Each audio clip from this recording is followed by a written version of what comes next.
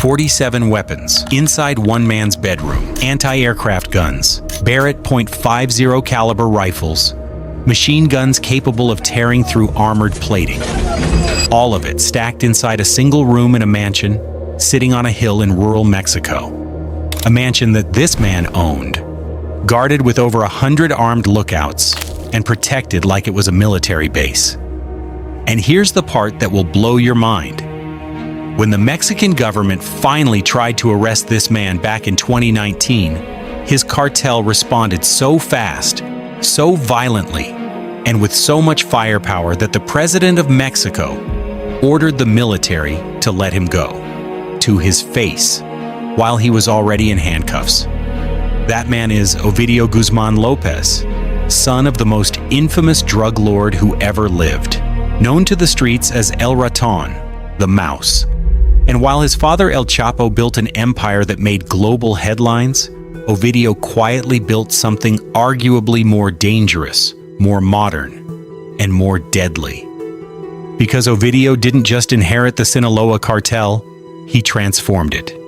He pivoted the entire operation away from cocaine and heroin and into fentanyl, a drug so potent, so cheap to produce, and so profitable that it's now being called the deadliest drug epidemic the United States has ever faced. And Ovidio Guzmán López is one of the architects of that epidemic.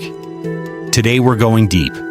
We're talking about the fortified mansions, the anti-aircraft arsenals, the $80 million in seized assets, the city-sized influence he built in Sinaloa, the day his cartel shut down an entire Mexican city and won, and what eventually brought this empire crashing down. Stay with me until the end, because the final chapter of this story, how a man who literally humiliated the Mexican government ended up in a Chicago courtroom in an orange jumpsuit, is one of the most insane falls from power you will ever hear. Let's get into it. To understand Ovidio Guzmán López, you have to understand where he came from. And I mean that literally. Because the world he was born into was not a world most of us can even imagine. His father, Joaquin El Chapo Guzman, was the most powerful drug lord on the planet. Forbes put him on their billionaire list 4 years in a row, starting in 2009. At the peak of his power, El Chapo's Sinaloa cartel controlled an estimated 40 to 60% of all drugs flowing into the United States. We're talking revenues comparable to Netflix, comparable to Facebook, all from moving narcotics across the border. El Chapo owned 4 private jets, a yacht he literally named Chapito, beach houses up and down the Mexican coast, including a $10 million property in Acapulco, ranches in almost every Mexican state, one complete with a zoo featuring tigers, crocodiles, and bears. He carried a diamond-encrusted pistol. He commissioned a private architect to build underground tunnels between his properties. He was, by any measure, the most successful criminal the modern world had ever produced. And Ovidio Guzmán López was born directly into that world on March 29, 1990. Unlike his father, who grew up dirt poor in the mountains of Sinaloa, a campesino kid who had to scratch and claw his way into the drug trade, Ovidio was born into luxury, born into connections, born into one of the most powerful criminal networks on Earth. By the time he was a teenager, Ovidio and his brothers were already being groomed. El Chapo and his partner El Mayo personally brought the boys into the business, teaching them logistics, supply chain, enforcement tactics, financial operations. These weren't just kids hanging around the cartel. They were being trained to inherit it. Now, there are 4 brothers at the center of this story. They became known collectively as Los Chapitos, the Little Chapos. There's Ivan Archivaldo, Jesus Alfredo, El Chapo's sons from his first wife. And then there's Ovidio and Joaquin, sons of El Chapo's second wife, Griselda Lopez Perez. Each brother played a role. Ivan was the most visible, the flashiest, posting photos of luxury cars, private jets, and designer clothes on social media like he wanted the world to know exactly how untouchable he felt. Alfredo was equally brazen. Joaquin handled logistics, finance, and international distribution, the quiet operator behind the scenes. And Ovidio? Ovidio was different. He was described as more cautious than his brothers, more strategic. He constantly moved between safe houses, knowing that every night he stayed too long in one place was a night he could get caught. And yet, despite that caution, or maybe because of it, Ovidio became the one who arguably mattered most, because Ovidio was the one who saw the future of the drug trade, and he bet everything on it. That bet was fentanyl. When El Chapo was arrested in 2016 and extradited to the United States in January 2017, most people assumed the Sinaloa cartel would fracture, weaken, maybe collapse. That's what usually happens when you rip the head off an organization that powerful. But Los Chapitos had other plans. Almost immediately after their father's extradition, the brothers moved to consolidate control of the cartel's operations.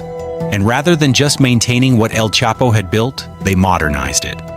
They saw where the market was headed. And they pivoted the entire operation towards synthetic drugs, specifically fentanyl and methamphetamine. Now let me explain why this matters so much. Because the shift to fentanyl wasn't just a business decision. It was a revolution in drug trafficking. Cocaine and heroin require massive agricultural operations. You need poppy fields, you need coca plants, you need acres and acres of land, thousands of farmers, supply chains that can be disrupted by weather, by law enforcement, by rival cartels burning your crops. It's slow, it's labor-intensive, and it's geographically constrained. Fentanyl is none of those things. Fentanyl is a synthetic opioid. You don't grow it, you manufacture it in a lab with chemicals that can be sourced and shipped internationally. And here's the part that makes it a drug trafficker's dream. Fentanyl is approximately 100 times more potent than morphine. So the amount of product you need to move to generate the same profit is a fraction of what you'd need with heroin. A kilogram of fentanyl can be pressed into hundreds of thousands of counterfeit pills. It's compact, it's potent, it's devastatingly profitable. Ovidio Guzmán López understood this better than almost anyone in the game. Under his direction, the Chapitos began importing fentanyl precursor chemicals from China, running them through clandestine laboratories in Mexico. What the DEA would later call super laboratories, capable of producing 10 or more pounds of fentanyl per production cycle, and then flooding the United States with the finished product. The result was catastrophic for American communities, and extraordinarily profitable for the cartel. The DEA eventually stated that the Chapitos and the Sinaloa cartel reaped hundreds of millions of dollars in profits from fentanyl trafficking. Hundreds of millions. And Ovidio Guzmán López was one of the primary architects of that machine. But the money was only part of the story. Because while Ovidio was building the fentanyl operation, Los Chapitos were also aggressively expanding their territorial control across Mexico. By 2021 and 2022, the brothers had extended their grip across Sinaloa, Chihuahua, Sonora, and Baja California. They weren't just drug traffickers anymore. They were running what amounted to a parallel government in large parts of northwestern Mexico. They were into illegal mining, illegal fishing, migrant smuggling, cannabis production. Ovidio and Ivan reportedly came up with the idea of running cannabis dispensaries in Culiacan, modeling them after legal marijuana shops in the United States, operating nearly 20 properties across the city producing edibles, gummies, oils, and vaporizers. They controlled checkpoints on highways. They had informants inside local police departments and government offices. They moved convoys of dozens of armored vehicles through cities without fear of challenge. They took hostages. They executed rivals on video. Insight crime, one of the most respected organizations tracking organized crime in Latin America, named the Chapitos their criminal winners of 2022. Think about what it means for an organization to be so dominant, so powerful, so seemingly untouchable that they win that designation. And at the center of all of it, one of the key operational minds driving the entire machine was Ovidio Guzmán López. Now let's talk about how Ovidio actually lived, because the lifestyle he built is something out of a movie. His primary residence, at least in his final months of freedom, was a fortress of a mansion in the tiny town of Jesus Maria, about 40 minutes outside of Culiacan. And when I say fortress, I mean that strategically and literally. The house sat perched on top of a hill. That's not a coincidence. From that elevation, Ovidio could see the single road in and out of town. Anyone approaching, whether rival cartel or military, would be spotted well in advance by his lookout network. And that network was extensive. Over 100 armed lookouts were positioned throughout the area. Multiple checkpoints controlled access along the highway. His sicarios, his armed enforcers, kept watch 24 hours a day, 7 days a week, positioned outside the wooden gates of the mansion, typically sitting atop a white armored Volkswagen Tiguan or a black Chevrolet Suburban, with a machine gun literally mounted on the roof. Inside, the mansion was exactly what you'd expect from someone who grew up surrounded by extraordinary wealth. The living room featured high-end, minimalist furniture, mahogany and marble. A massive panoramic window looked out over the lush green mountains of Sinaloa. There was a glass-topped table in the hallway, a full kitchen, multiple bedrooms. The kind of interior design you'd see in an architectural magazine, except the occupant also kept an anti-aircraft gun in his room. Because inside Ovidio Guzman's bedroom alone, Mexican authorities later found 47 weapons, not 4, not 14, 47, including anti-aircraft guns, the kind of firepower that isn't available at any legal store anywhere in the world. The kind that comes from black market military supply chains. Mexico's foreign minister stood up in front of Congress and specifically called this out, saying authorities were investigating exactly how Guzman had obtained that level of weaponry.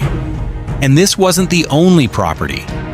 He constantly rotated between multiple houses in Culiacan, Jesus Maria, and surrounding areas, always moving, always watching, always ready to disappear. But the most insane part of Ovidio's lifestyle wasn't the mansion. It wasn't the cars. It wasn't even the weapons. It was what happened when the government tried to take it all away from him. It was supposed to be a routine operation. Mexican National Guard forces had intelligence on Ovidio's location in Culiacan, the state capital of Sinaloa, a city of nearly 1 million people. They moved in. They found him. They arrested him, and then everything fell apart. Within minutes of word spreading that Ovidio Guzmán López had been taken into custody, the Sinaloa cartel activated something that looked less like a criminal organization and more like a standing army. More than 600 heavily armed cartel gunmen swarmed the city, not 60, 600. They set up roadblocks across Culiacan. They lit vehicles on fire to shut down major intersections. They attacked police stations. They deployed armored vehicles, their own fleet, their own military-grade equipment, with rocket launchers and heavy weaponry. And then they did something that crossed a line so extreme, it's almost hard to believe. They located the apartment complex where the families of local military personnel were living. Wives, children, parents of soldiers. And they threatened to massacre them. They took hostages. They used civilians as leverage. The Mexican government was completely overwhelmed. This wasn't a shootout. This was a coordinated military-style counterattack on an entire city. Culiacan went into full chaos. Schools shut down, businesses closed, people locked themselves inside their homes. The city was, for several hours, effectively under cartel control, and President Andrés Manuel López Obrador, the President of Mexico, made a decision that stunned the world. He ordered the military to stand down. He ordered them to release Ovidio Guzmán López, to let him walk, to hand him back. The president later said he made the call to prevent the killing of 200 people. And maybe he was right. The violence was real. The threat was credible. And the cartel had clearly demonstrated it was willing to burn the entire city to get its man back. But the optics were catastrophic. The message that event sent to Mexico, to the world, to every cartel operating on Mexican soil was unmistakable. The Sinaloa cartel had just outgunned, outmaneuvered, and outpoliticked the Mexican government on camera, in broad daylight, in front of the entire world. That event became known as El Culiacanazo, the Battle of Culiacan, and it made Ovidio Guzmán López one of the most talked about figures in the criminal underworld overnight. Photos of him went viral, standing there in an impeccable white dress shirt, holding a black baseball cap, looking completely unbothered, not rattled, not scared, defiant. He had just watched the Mexican president blink, and he walked free. But here's what that moment also told us. Ovidio wasn't invincible. He was just extraordinarily well protected, and the government wasn't done. All right. Let's break down the full scope of what Ovidio Guzmán López actually built and owned, because the scale of it, when you see it all laid out, is genuinely staggering. Start with real estate. Ovidio rotated between multiple properties across Sinaloa, mansions, safe houses, and compounds. His primary fortress in Jesus Maria was just the most well-documented, but he had properties in Culiacan and surrounding towns, and the cartel itself controlled dozens of additional locations used for cannabis production, drug storage, and operational planning. His mother, Griselda López Perez, lived in a villa that El Chapo had purchased for her, valued at over $587,000 when Mexican authorities put it up for auction in 2019. The villa had a pool and premium amenities. That's the kind of real estate the women in this family lived in. When Mexico froze Ovidio's assets in May 2020, the government confirmed they had frozen accounts belonging to Ovidio and 330 people connected to the cartel. 330 people. That's not a criminal organization, that's a corporation. Now let's talk about the weapons, because this is where the story of Ovidio's empire gets truly unreal. When authorities raided his Jesus Maria mansion in January 2023, here is what they found in his bedroom specifically: 47 weapons, including military-grade anti-aircraft guns. The foreign minister of Mexico had to address this in a congressional hearing because the firepower was so extreme. In the broader operation to capture him, authorities seized 4.50 caliber Barrett rifles, the kind of sniper rifle used by military forces around the world, 6.50 caliber machine guns, 26 additional long arms, 2 handguns, 13 operational vehicles, tactical equipment, ammunition, magazines, and in a separate raid on 4 Chapitos connected properties in Sonora, authorities made what was described as one of the largest criminal weapon seizures in Mexican history. Nearly 3 million rounds of ammunition of varying calibers, 3 million, 6.50 caliber rifles, over 150 handguns and automatic rifles, dozens of grenades, 12 bulletproof vests. This wasn't a criminal gang.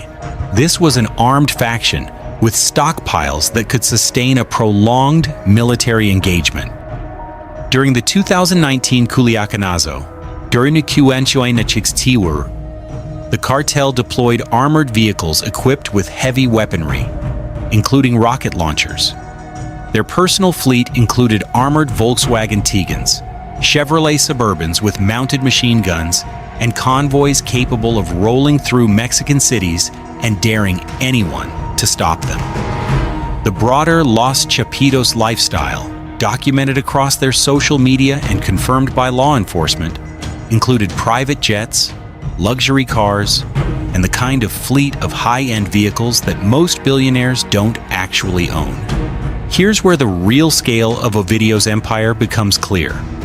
In his 2025 guilty plea, Ovidio Guzmán López agreed to forfeit $80 million in property and assets to the United States government. $80 million.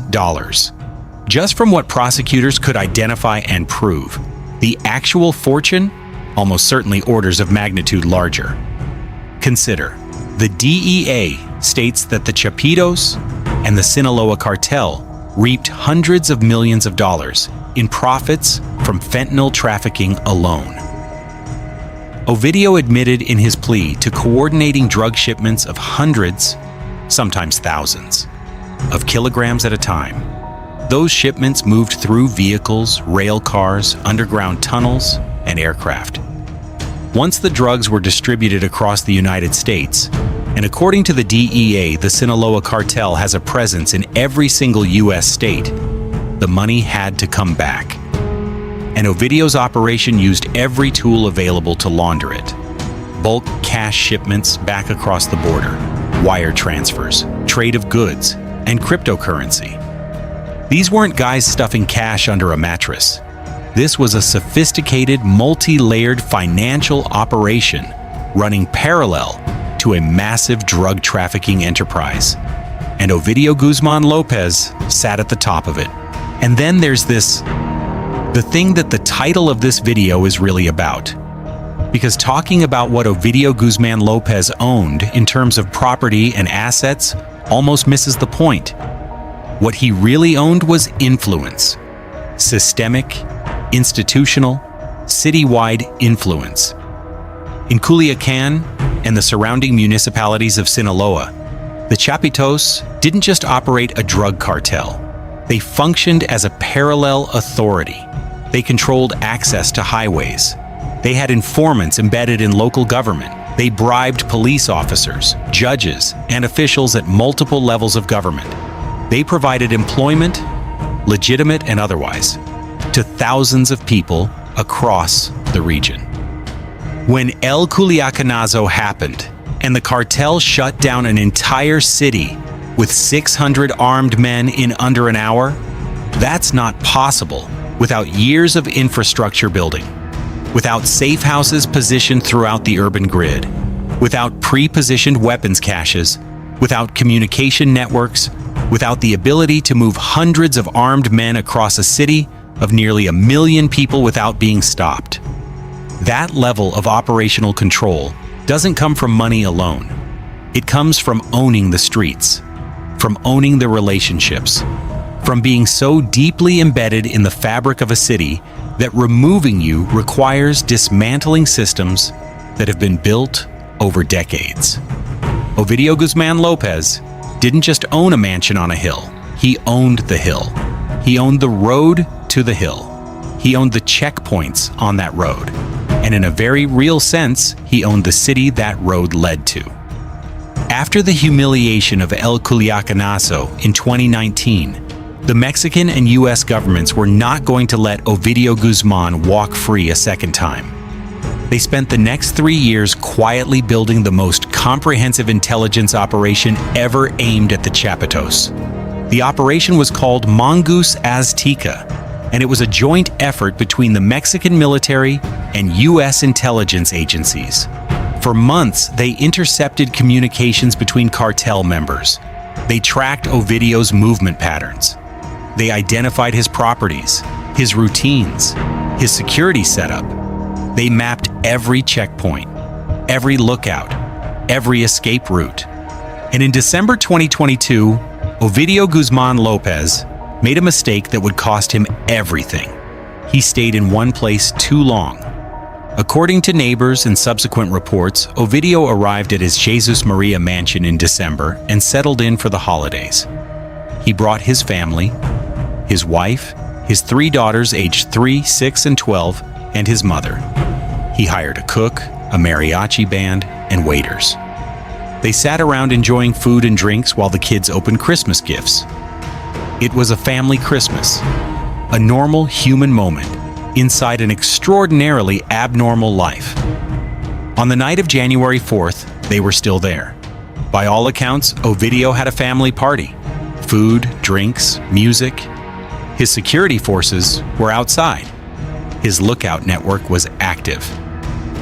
Everything was, by all external appearances, fine. Then, at approximately 3:50 in the morning on January 5th, 2023, the Mexican military executed a pre-dawn raid that the government had been planning for 6 months, using 3 different groups of special forces, airplanes, helicopters, hundreds of soldiers, over 3,500 total troops deployed for the operation.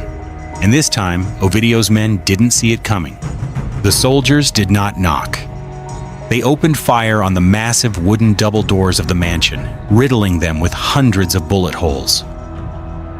Within 10 minutes of the raid beginning, Ovidio Guzmán López, who had been sleeping alongside his wife and daughters, was in custody. His forces responded almost immediately. Just like 2019, cartel members set up blockades across Culiacan. They shot at military aircraft at the local airport. They burned buses and blocked the highway. The violence was intense. When it was over, at least 29 people were dead, including 10 Mexican soldiers. The cartel also managed to bring down a military helicopter during the chaos. But this time, nobody gave the order to release him. The Mexican military rushed Ovidio out of Sinaloa by helicopter to Mexico City within hours. They weren't taking any chances. The moment he was out of Sinaloa, the dynamics changed completely. On September 15th, 2023, Mexican Independence Day, the government of Mexico extradited Ovidio Guzmán López to the United States.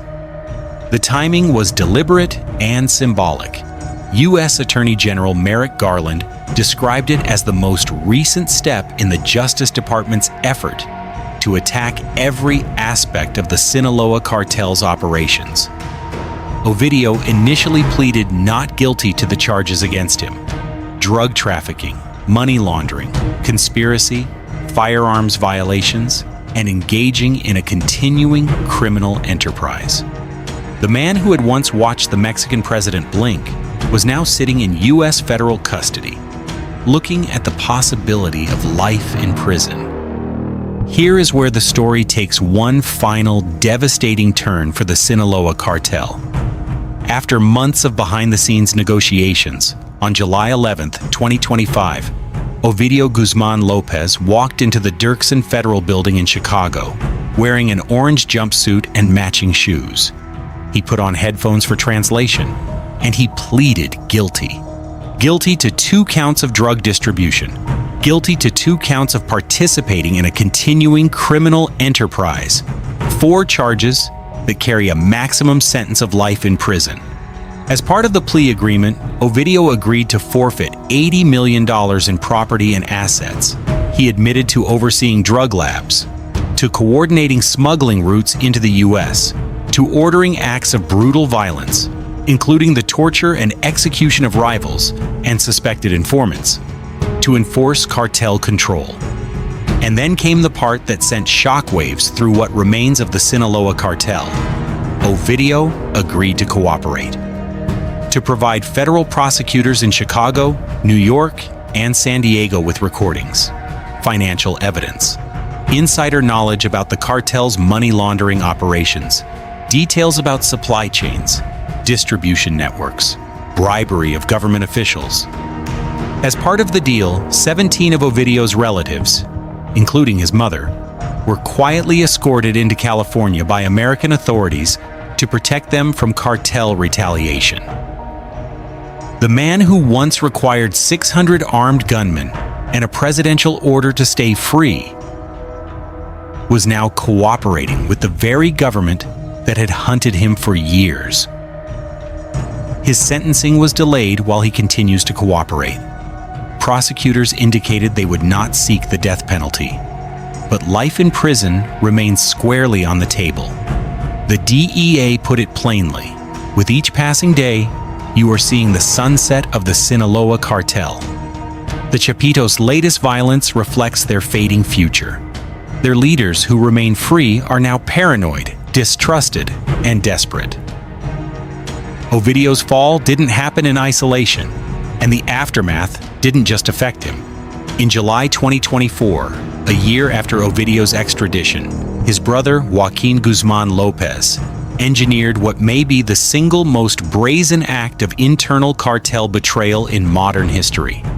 He secretly negotiated a deal with U.S. authorities, then lured longtime Sinaloa co-founder Ismael El Mayo Zambada onto a private plane under the pretense of a meeting. When that plane landed in El Paso, Texas, both men were taken into custody by U.S. federal agents. El Mayo, the man who had co-founded the Sinaloa cartel with El Chapo and run it for decades as one of the most elusive figures in the history of organized crime, was arrested, just like that, by his own cartel ally's son. The fallout inside Sinaloa was immediate and catastrophic. A blood feud erupted between the Chapitos faction and El Mayo's loyalists, known as the Maiza. The violence paralyzed the state of Sinaloa. Hundreds of people were killed in internal cartel warfare. Cities in Sinaloa experienced gunfights, blockades, and chaos that hadn't been seen since the height of the drug wars. And the two remaining Chapitos, Ivan Archivaldo and Jesus Alfredo, are still out there, still running operations. The U.S. Department of State is offering a $20 million reward for information leading to their arrest. Both men are considered armed and extremely dangerous. And unlike their brothers, they remain free for now. But here's the brutal reality check that the DEA itself has acknowledged. Even with Ovidio in custody, even with El Chapo in a supermax, even with El Mayo arrested, even with Joaquin cooperating, the Sinaloa cartel continues to operate. Their fentanyl labs are still running. Their distribution networks are still active. The DEA reports a presence in every U.S. state, with no measurable decline in synthetic opioid flows. Organizations this large, this deeply embedded, this structurally sophisticated, they don't die when their leaders get arrested. They adapt. They regenerate leadership from within. The machine keeps moving. We started this video with a single image: 47 weapons inside one man's bedroom. And I want to come back to that for a second, because that number tells you everything about who Ovidio Guzmán López was and what he built. It tells you about a man who grew up in extraordinary privilege, who inherited the most powerful criminal organization in modern history, and who didn't coast on that inheritance. He amplified it. He modernized it. He took the Sinaloa cartel into the synthetic drug era and helped build the infrastructure responsible for what U.S. authorities have called the deadliest drug epidemic the United States has ever faced. It tells you about a man who controlled an entire city, not just through money, but through systemic, institutional power, checkpoints on highways, informants in government, 600 armed men who could shut down a city of 1 million people in under an hour. A mansion on a hill with a bedroom stocked with anti-aircraft guns. And it tells you about the limits of even that kind of power. Because on January 5th, 2023, after months of patient intelligence work, the Mexican military executed a pre-dawn raid in which Ovidio Guzmán López, the man who had watched Mexico's president blink in 2019, was taken into custody in 10 minutes, while his daughters slept. The arc of this story is not ultimately a story about invincibility. It's a story about the illusion of invincibility. Ovidio and his brothers built something that felt, from the outside, like it could never be touched.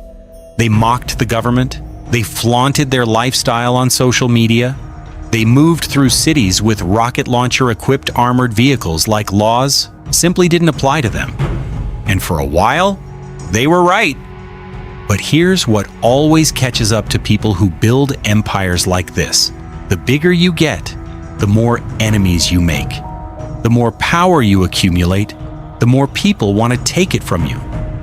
Whether that's a rival cartel, a federal government, or someone inside your own organization, Joaquin betrayed El Mayo. Ovidio is cooperating against his remaining brothers.